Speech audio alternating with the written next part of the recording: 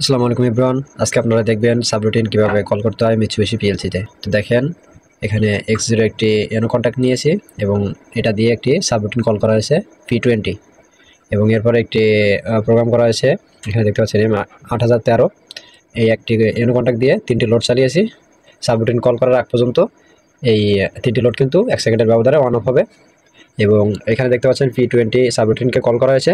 যখনই আমরা সাবরুটিনকে কল করব এবং X001কে আমরা ক্লোজ করব তখনই আমাদের এই 3টি লোড কিন্তু আউটপুট আমাদের অন হবে। তো দেখেন যদি আমি সাবরুটিনকে কল করি, X0কে অন করলাম, দেখেন আমাদের লোডগুলো কিন্তু চলতেছে এবং এখানে দেখতে পাচ্ছেন আমাদের M8013 কিন্তু আমাদের অন অফ হয়ে যাচ্ছে, কিন্তু আমাদের লোডগুলো কিন্তু চলতেছে না, কারণ আমরা সাবরুটিনকে কল করে দিয়েছি।